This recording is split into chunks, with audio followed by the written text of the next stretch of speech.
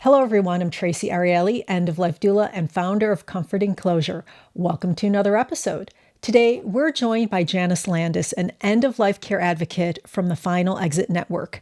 Janice has extensive experience in helping individuals ensure their end-of-life wishes are respected and followed through on.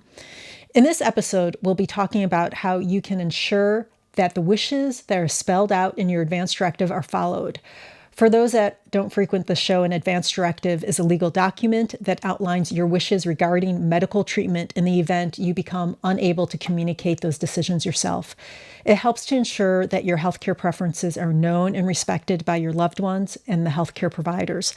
We'll explore how to legally ensure your wishes are protected and the importance of choosing the right healthcare representative, and how to handle specific situations like dementia. We'll also discuss best practices for making sure your loved ones, doctors, and hospice workers follow your wishes. Whether you're a healthcare professional, someone working in death care, or simply curious about how to navigate this important aspect of end-of-life planning, I'm sure you'll find this episode interesting. So grab your favorite drink, find a comfortable seat, and enjoy the show. Janice, thank you so much for joining us today. My pleasure. Can you start by telling us about yourself and what led you to become an end-of-life care advocate? I was an executive with the U.S. government in the IRS, so I always like to joke that when I retired, I went to the only thing less popular than taxes, and that's death. But the reality was very much tied to my being a government executive because I had no plans to get into this area as a volunteer, but I read an article that the state of Georgia had attempted to shut down this organization, Final Exit Network, because the Georgia Bureau of Investigation did not personally agree with the mission of the Final Exit Network and illegally shut it down. And that upset me as an overreach of government power. And so I got involved, and ultimately the Georgia Supreme Court, not noted for its liberal issue voting, unanimously declared that what the Georgia Bureau of Investigation did was unconstitutional. And that really motivated me to see how important the fight was on every level.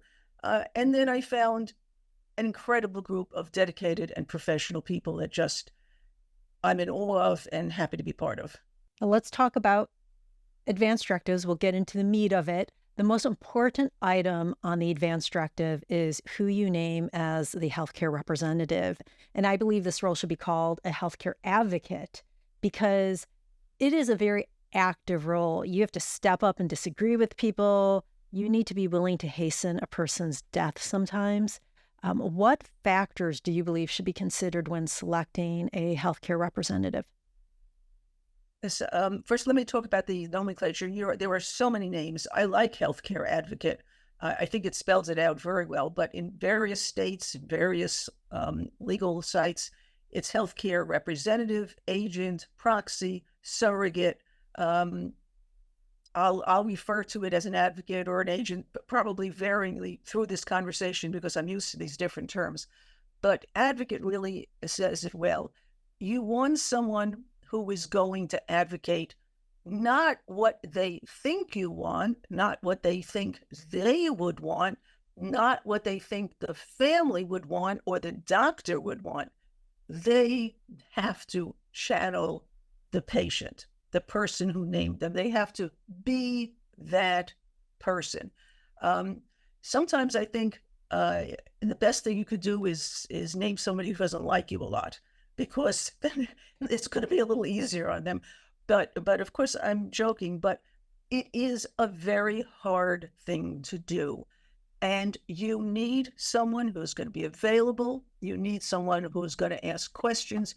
You need someone who's not afraid to say no.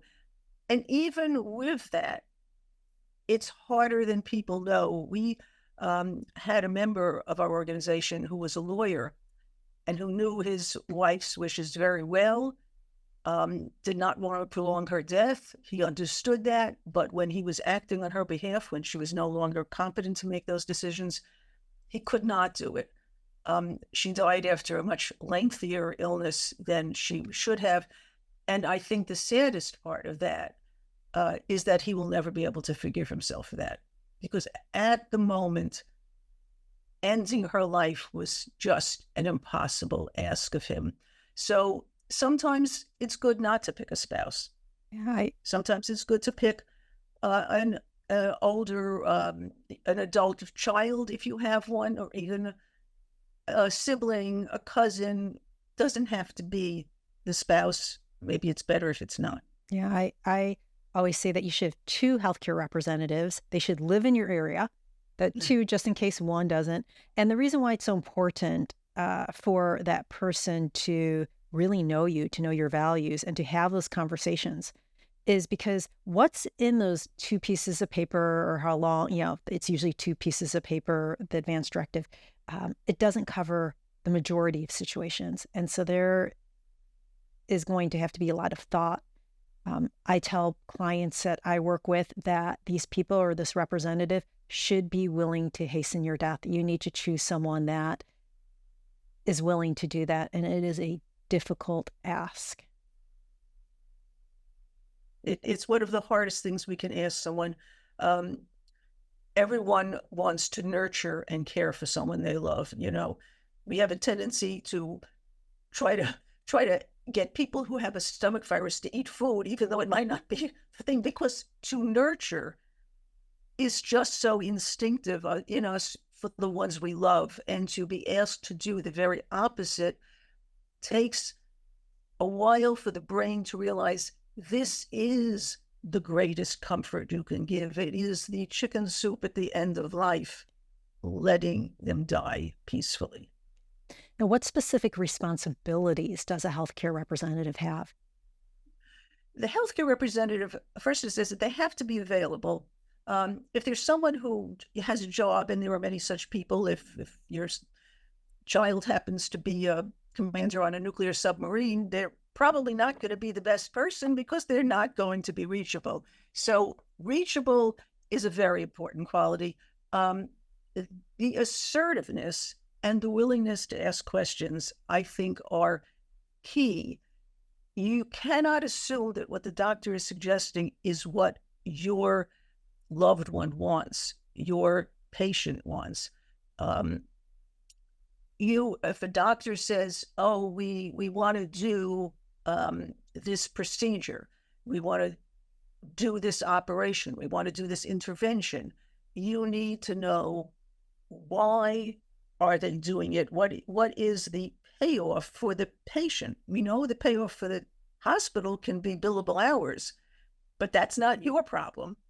Um, so, for example, if we had a case where a patient was being discharged, they were terminally ill, and the doctor said they're just going to put in a PICC line. What is a PICC line?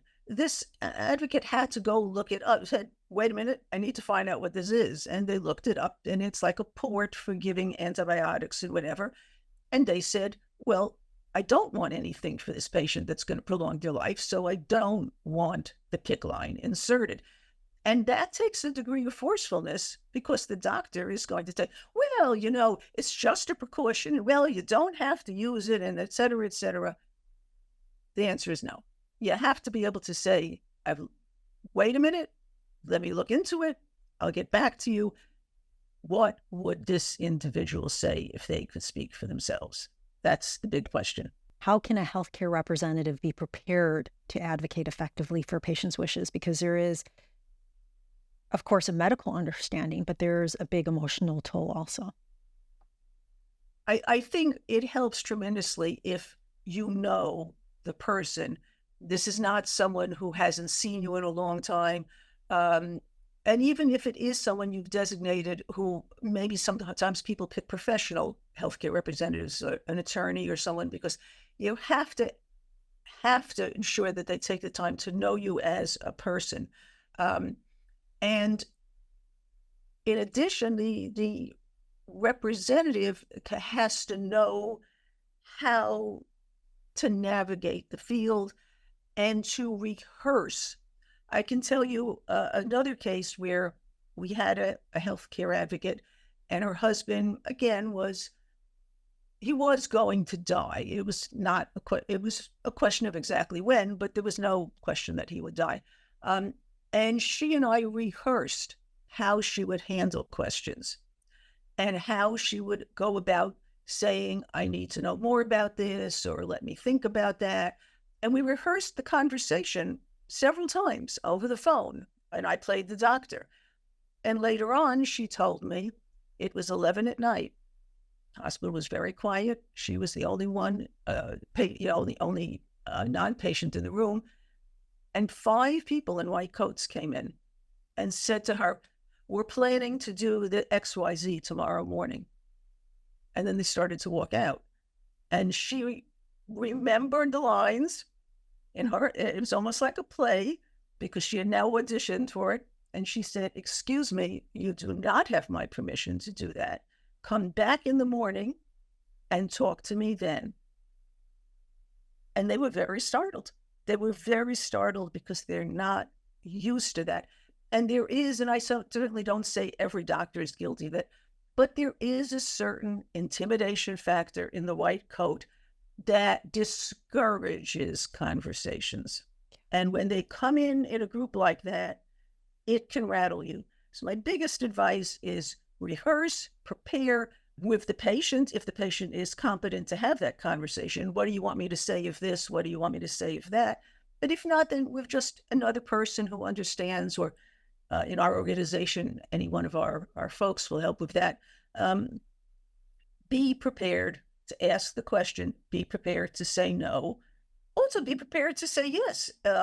It might be something that is in the patient's interest. It might be palliative as opposed to therapeutic, and that might be the best thing for the patient. So ask. I love that advice. I've never, believe it or not, I've never had someone say rehearse, rehearse, rehearse, rehearse. That's spot on advice. Thank you. It has been one of the most helpful things we've advised people about. So they have a script ready. I need to think about it. You don't have my permission. You can apply that in every situation, in every moment. Obviously, not when somebody is having a cardiac arrest. There's situations where they're bleeding, whatever, you don't have this luxury. But in the usual situation where someone is chronically or acutely ill and is towards the end of life, generally you don't have an emergency that you can't take a few minutes. Ideally, before you get to that point, you should be having these conversations with your loved ones.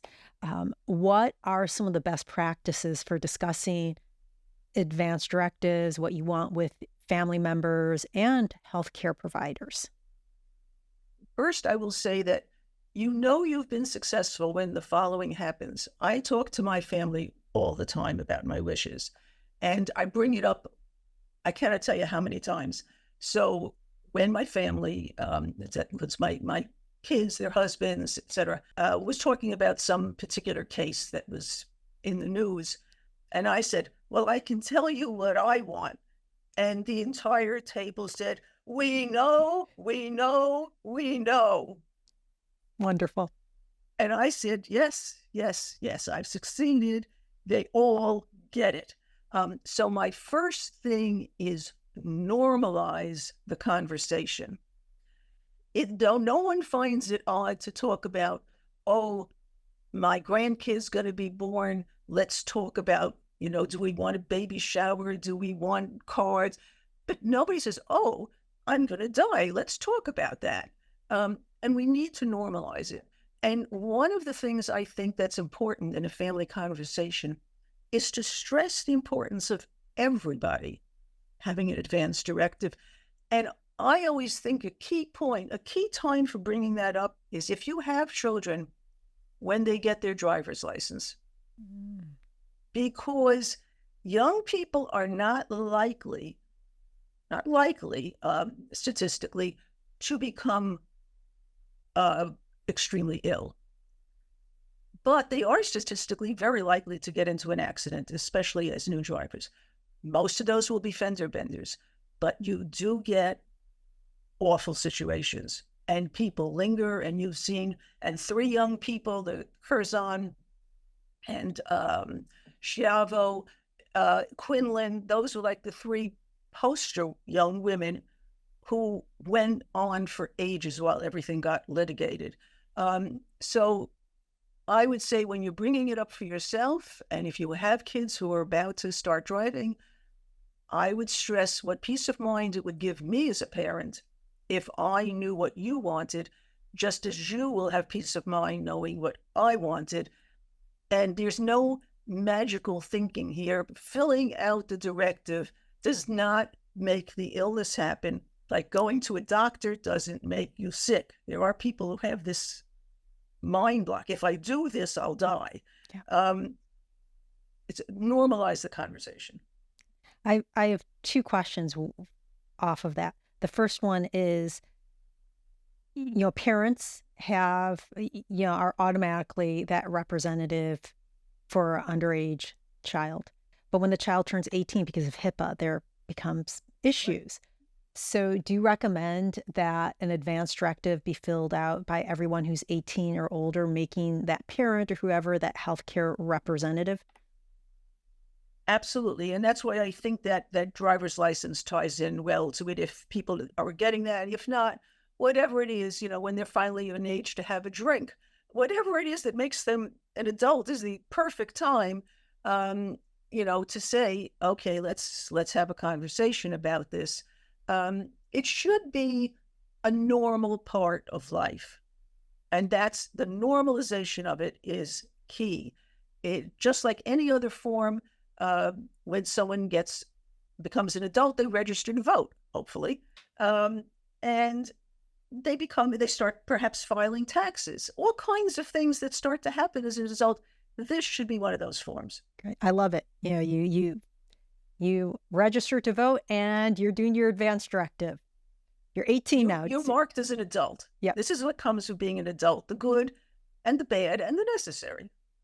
And the second question is, with the advance directive, that's a piece of paper, but the healthcare directive or the healthcare representative, they always override what's in that advance directive, correct? What's on that piece of paper?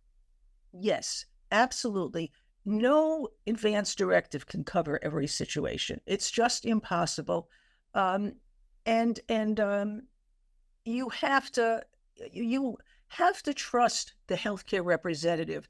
A person may have said, for example, I don't want to be intubated under any circumstance. I was advocate for a friend of mine who unfortunately was terminally ill, and the doctor said that wanted to do an intubation, and I immediately, and he said, no, this is a palliative thing we want to do. It's going to make things a little bit easier for her, but it won't prolong her death. And then the important thing to ask is, well, what happens at that point? What if, because there was a chance she wouldn't pull through just from the sedation. And so what happens then? Will the tube be removed? Because otherwise she's going to have one of those. In this case, the doctor said, absolutely, this is meant as palliative. We understand your wishes. If she doesn't awaken from sedation, the tube will be removed. Mm. And that is exactly what happened. She unfortunately did not come through. After 24 hours, I asked the tube be removed, and fortunately, I had a doctor who was completely on board with this, and the tube was removed. So yes, you always have to do some thinking on your feet about what is the goal, what is the situation, why is this being asked for? And yes, I have a friend whose son had muscular dystrophy, and he always said, when I reach the point of needing a ventilator, the answer is no. I'm not going that route. I'm not going that route. And tragically, of course, it takes its course. There is no cure for it. And at some point, it was clear that he needed the respirator, and he managed to say to her, I've changed my mind. I want the respirator. And you have to respect that.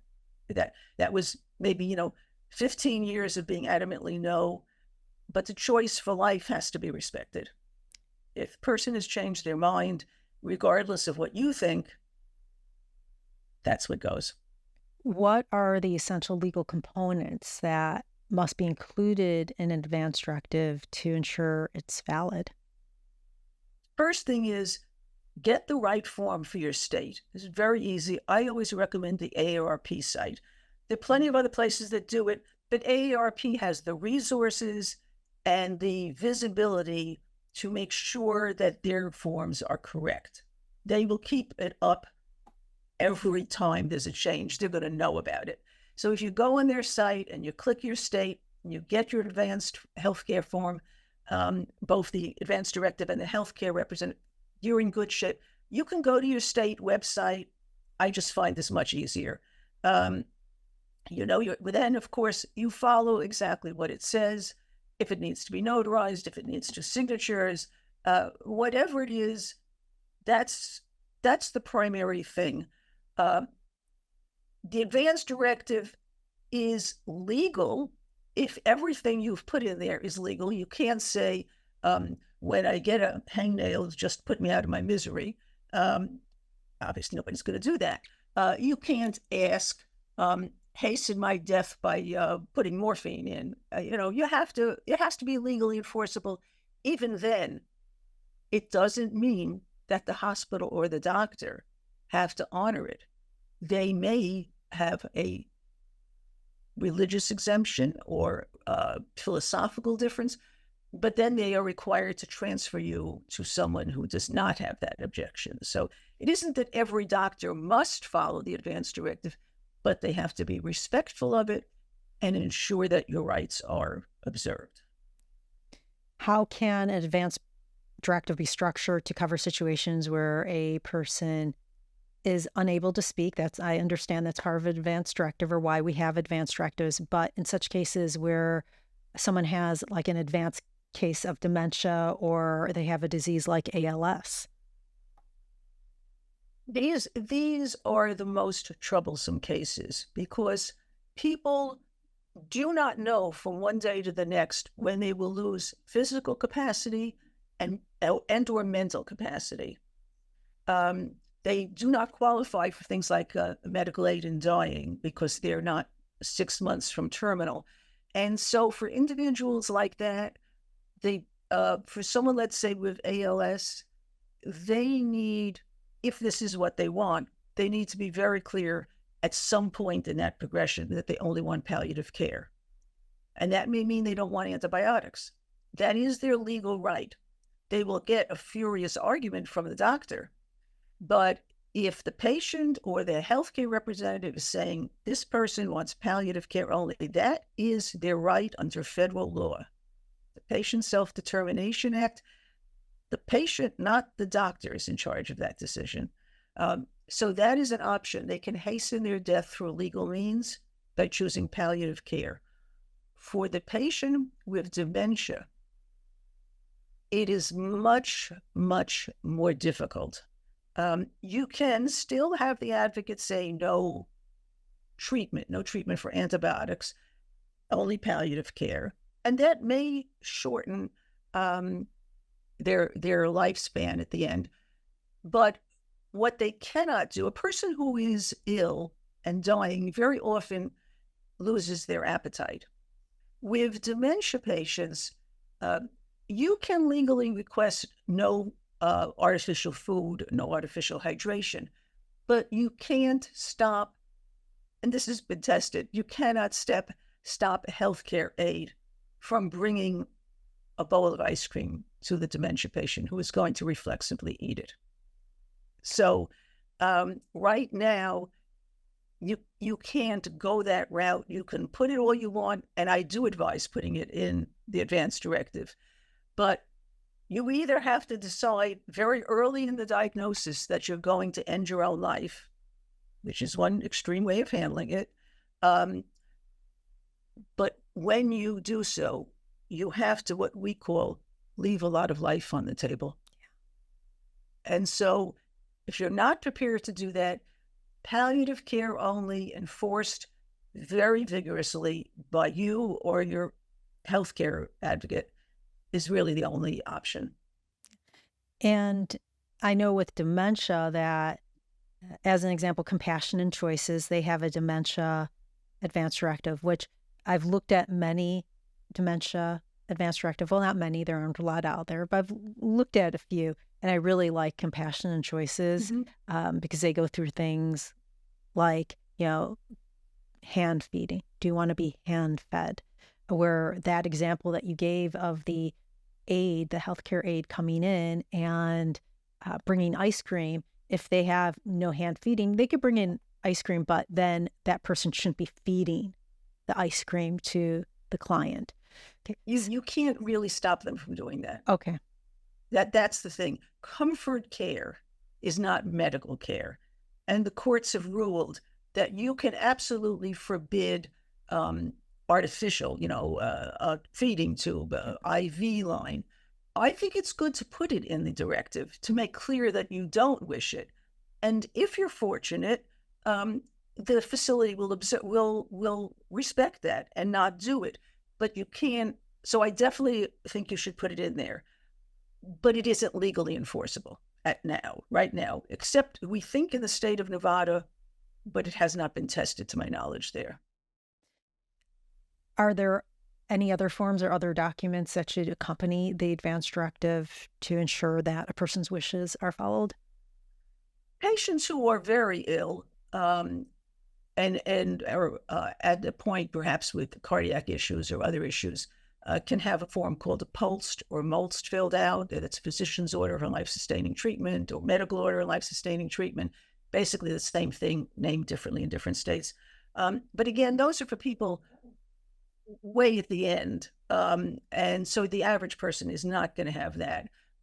If you are faced with major illnesses, this is that are going to end your life soon, then you certainly can bring up with the doctor, I want this form, because this form will stop them, hopefully, from doing CPR or other life-sustaining measures. Otherwise, they're going to do those measures because when you're brought to the hospital in cardiac arrest, they're going to resuscitate you because nobody's looking for your form at that point. Yep.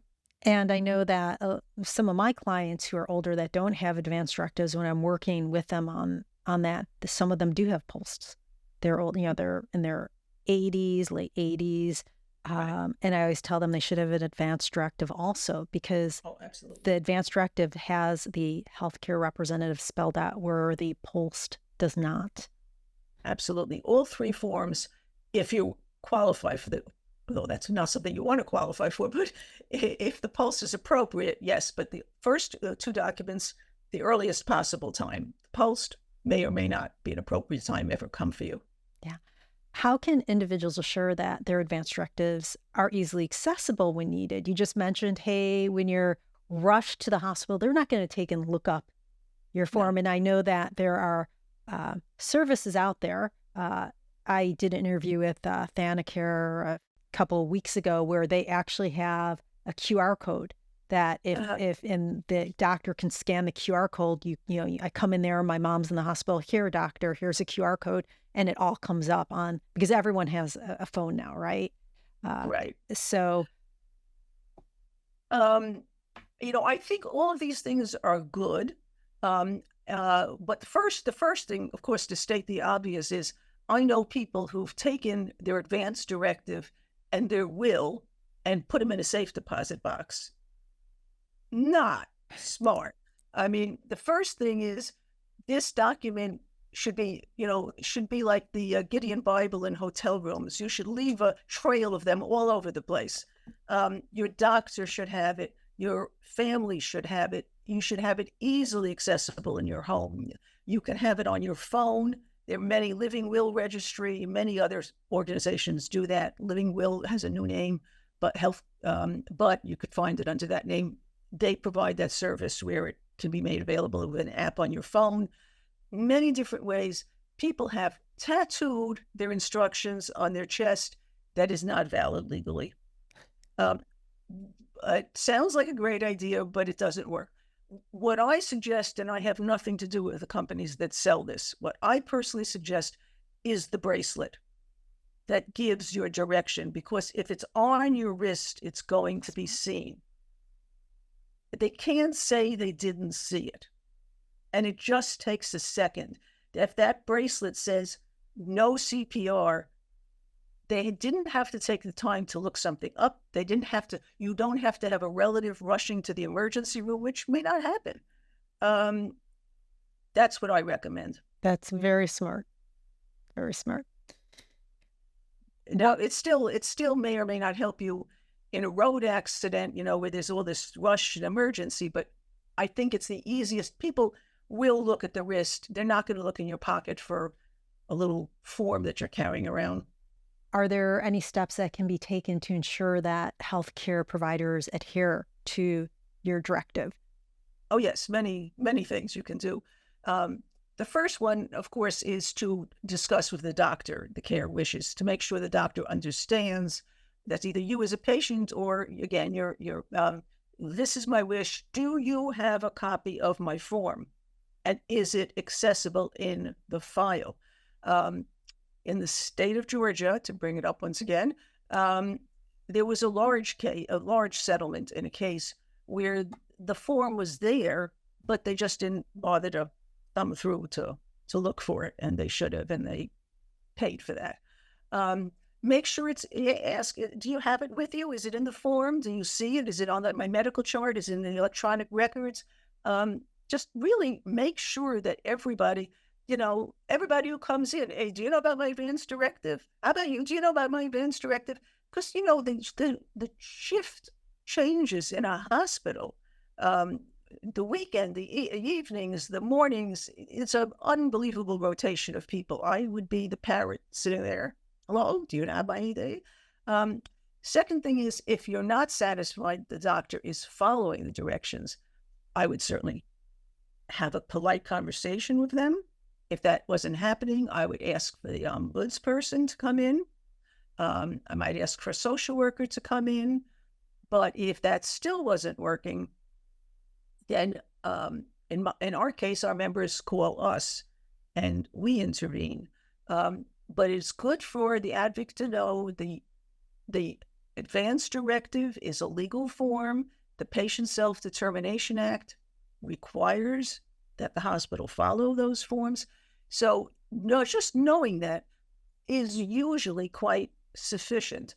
I could give you a kind of a related example, which happened actually to my own husband, was switching cardiologists and could not get his records transferred. We asked, we dropped a letter off, we dropped a more formal letter off, and they simply ignored us. But the HIPAA Act is very clear about the patient rights. Don't hesitate to use them. I called up the hospital where the doctor was affiliated, and I spoke to the director of standards or whatever it was called. I don't remember. And I told her this, and I could not believe how appalled she was. And she said, this will be taken care of. And 1 hour later, we got a call that those records were ready and available for us, because the law is a powerful thing, and it costs places. A HIPAA violation is a very serious offense. A failure to follow a patient's instructions are very serious offenses. Now, the mood has swung. The doctor used to be king of the hospital and not challengeable. That's different now. So threaten or bring in an attorney. That's very effective. Say, I know my rights and I will bring an attorney in if I need to. I hope it's not going to come to that, but I am documenting this and I will be following up with an attorney. I found usually that is sufficient. If not, we do this for our members. We have an attorney and we call, and it refocuses the conversation wonderfully. That's good to know.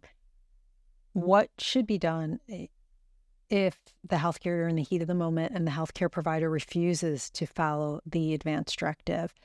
In the moment, I understand after having those discussions, maybe bringing in legal help, but in the moment. Well, if it's in the moment and it results in the prolongation of life improperly, then you can't do much in that moment. It's already being done. But there is entirely new litigation that is currently going through the court system in different states to test it, and it's called wrongful prolongation of life. And that was exactly what happened in the Georgia case. The patient suffered for 6 more months because the advance directive was not followed, and they won a settlement. This is being Greenberg versus New York. They're testing it in New York and in various other states.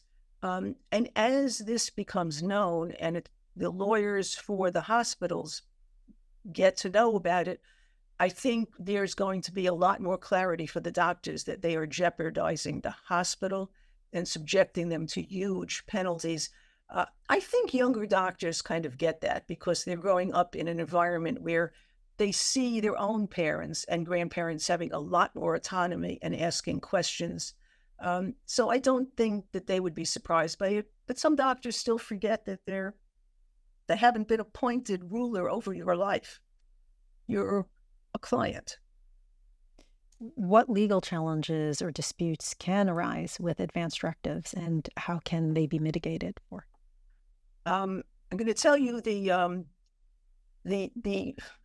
epitome of all nightmares that has happened, and to show you how easily an advance directive can be subverted. This is Magny versus Humboldt County in California. This individual, this man, was dying.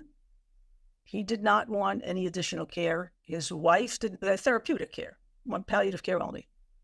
The wife agreed, and unusually, the doctors agreed. There was unanimity that there was not to be anything but palliative treatment. A nurse in the hospital reported this as elder abuse to the Humboldt County Adult Protective Services. And you can look this up because every once in a while I look it up just to make sure I haven't imagined this in some nightmare. Humboldt County Adult Protective Services removed the wife as the advocate, required the hospital to provide treatment, and it dragged on and on. And ultimately, it was too late to help him, but it did ultimately go to court. Needless to say, she won a settlement, but more than that, the individuals at Adult Protective Services were fired.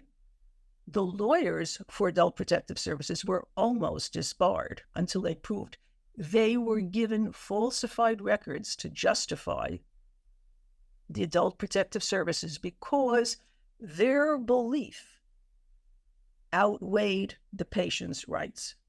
So you can't imagine the pitfalls, but I do say that knowing the questions to ask and being vigorous in asserting it and not having any reluctance to bring in an attorney, elder law attorney is great, but any attorney, I think that in most cases now, you're going to find doctors understand and accept, if for no other reason than what a havoc it's going to cause for their career if they don't follow it.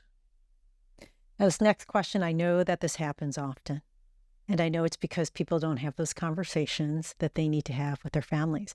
What can a healthcare representative do if a person's advance directive is contested by family members? That is a great question. And one of the things that I advise people to do when they know that they're very seriously ill, and, all good wishes come to them, and everybody says the familiar line, what can I do to help? And what I always advise people to say is, don't worry about the tuna casserole that you were going to give me. What I want from every relative and every friend is to support my healthcare representative. My healthcare representative knows me. I have trusted them. I have chosen them. Treat them as you would treat me. If you litigate, you are going against my wishes. And make that upfront and clear to everyone.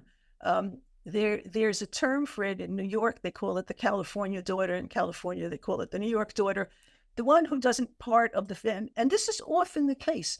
The people who are most upset about the limitations on care are people who have been somewhat estranged or not part of the person's life. A, because they don't really know them, and B, because time has run out for the reconciliation. Mm. And that provokes a flood of emotions, and they fly in. And again, I think you have to make it clear to the staff, this person is not the healthcare representative. They have no legal standing. If it gets bad enough, you have to ask that they be barred from coming into the hospital, that their phone calls be ignored. But you have to stand firm. You have to make it clear that you are the legal representative. They can go to court, but increasingly, because the laws have been clarified so much, the Schiavos and such are not as likely to happen because the right of the healthcare representative has been clarified. But again, even sometimes I tell people things, very often now, a couple live together. That's neither here nor there morally, but legally, they don't always think that through.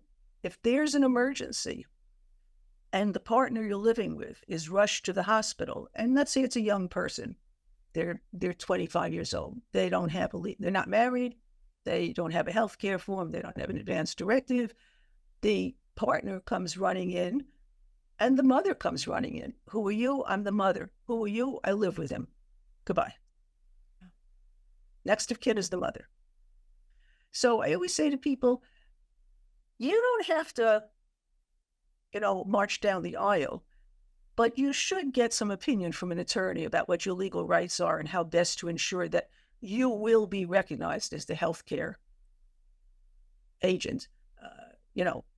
Have a small ceremony at City Hall and don't tell anybody if it's important to you that you not be married, but preserve your legal right and don't leave it to somebody else because the hospital doesn't recognize your right to be the agent. They could also do an advance directive and name that person as the healthcare representative. Absolutely. But, when you're rushing to the hospital and there's one of those scenes about, everybody step out and they sort of, and who are you? And who are you? I'm the cousin, you get out, get out. But the mother, the father, the wife generally has some special status. So you may not have that form with you. And it's just in that emergency, it's understood generally that the next of kin is the healthcare representative. That's legally true. In New York State, even if you don't have a healthcare representative, an advance directive, New York State will recognize the right of the next of kin. I tell the people that I work with advance directives on, take and put it in your Google Drive. Send it to your healthcare representative. Have them keep it in their Google Drive because you're not going to be keeping a piece of paper with you. Right. Everyone keeps their phone with them, hopefully. Absolutely. But I do think that's an extra level of concern that people should have. If they don't have a legally recognized connection and there is next of kin who would then normally be the representative, I would just say, just check with an attorney about how you ensure that your right is met. Because nobody thinks about it when they're 23, 24, 25. They just don't. There's no time in their life to think about these things, but they may regret it. Yep. What a luxury not to have to think about these things, right? Yes, exactly. I think that's a key thing that, when we always talk about final exit, we don't sell anything. We don't have merchandise. We don't charge for anything. We don't sell anything, but I always tell people we sell something that is priceless. We sell peace of mind. Yep.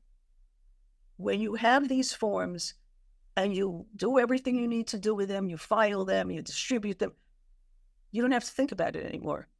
You don't have to think about it unless circumstances change and you want to think about it. It's done, it's off your list. Like filing your tax returns, you don't have to think about it again. Do it, and it's done.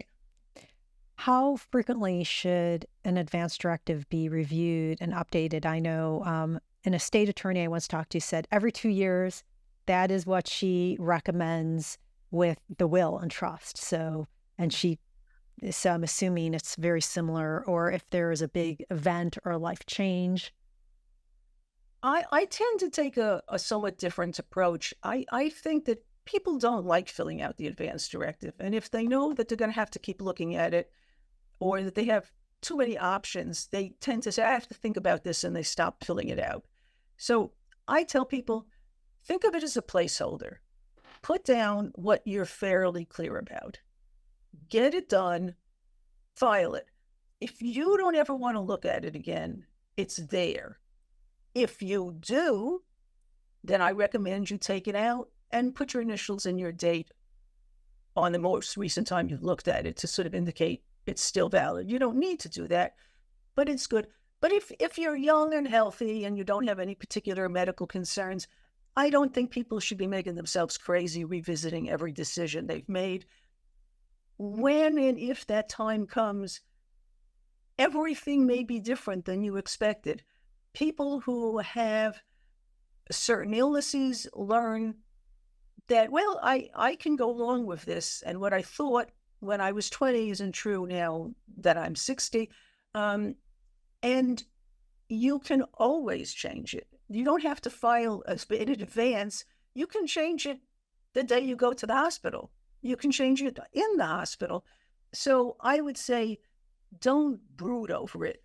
Fill it out and worry more about the healthcare representative. Because if that person is there to represent you, and first of all, let me say, the hospital will always defer to a change that promotes life. So that if a person feels, I was too restrictive, I really am not so upset by all these things that I want to end my life, the hospital is never going to argue with somebody saying, I want care, I want chemo, I want the pacemaker. So you don't have to worry that you've doomed yourself because you wrote this advance directive. They will never say, I'll bet you see what you wrote here. If you want less care, then yes, you or your representative is going to have to make that claim. But you can't know everything in advance, and people will drive themselves crazy trying to. Now, the last question, when should someone seek professional legal advice regarding their advance directive? Is there a time, or is it? I think on the whole, there is no reason to consult a lawyer on an advance directive unless you have some very unique situation. It's not meant to be a legal form. That's why you can print it up and fill it out and get a witness. Nowhere in there should a lawyer be involved. If I had a lot of people don't even have a lawyer, but if you have a lawyer, a general practice lawyer, not necessarily the one you bought your house from, but a general practice lawyer, give them the form. Sure, give them the form. Ask them, take a quick look at it. If you have any reason to be concerned, I would consult an elder law attorney because that is their specialty. If I was seriously ill and concerned, I would ask my elder law attorney and my agent, my healthcare agent, to pay. I would pay to have a consultation for the three of us so that everyone could understand that we're on the same page, and the lawyer will know what the agent is doing, and the agent will know to call the lawyer if they get into a bind. But again, I think it's meant to not be an expense, to be a barrier. So fill out the form. No need for a lawyer as far as I can see at that stage. Great, thank you. Janice, thank you so much for being on the show today. How can our listeners learn more about your work and get in touch with you? Well, thank you for asking that. FinalExitNetwork.org is a nonprofit, easily findable. We're named after the book Final Exit by Derek Humphrey that started the whole movement, and he is affiliated with us, supports our work, but it's not Final Exit. That's his book. You go to FinalExitNetwork.org, and I just want to make a pitch there. If you're going to any organization that says .com, just know that you're going to something that is not a nonprofit. And that's perfectly fine. Lawyers are for profit. Your estate law attorney is not going to be .org. That's perfectly fine. But if you're looking for resources, just know that if you're going to .org, you're going to a nonprofit. likely won't be pitching a life insurance plan. You want to stay away from those kinds of things when you're just looking to file your forms or ask a question. We have, you see on our form, on our site, a 1-800 number. You can also email. And we have a staff of people who, for free, will answer any death and dying related question. What are the qualifications for hospice? What is hospice at home versus hospice in the facility? What do I do how do I get the healthcare form? What do I do? My doctor's not listening to me. We will take any one of those questions and more and provide a free answer. We do not charge ever for anything. Yeah, I have to say, because I've worked and I've interviewed a few of you now from Final Exit Network, and I have to say that you're all very responsive and so well educated. I have never met a group where every single person that I talk to in the organization is just right on top with the laws, right on top with suggestions, just really knows what they're talking about. So I appreciate it. Thank you. Well, thank you, and thank you for the opportunity to discuss it. I could talk forever about it, but for now, I think we've covered a lot of important ground. Folks, I hope today's discussion has given you a clearer understanding of the importance of advanced directives and the steps you can take to ensure your wishes are respected. Remember, choosing the right healthcare representative and communicating your wishes clearly can make all the difference in ensuring that your end-of-life preferences are honored. Thank you for joining us. If you have any questions, please comment below or reach out to me directly. And if you found this conversation to be helpful, please like, share, comment, and subscribe. This is Tracy Ariely from Comforting Closure, wishing you peace and comfort in your journey. Until next time, take care.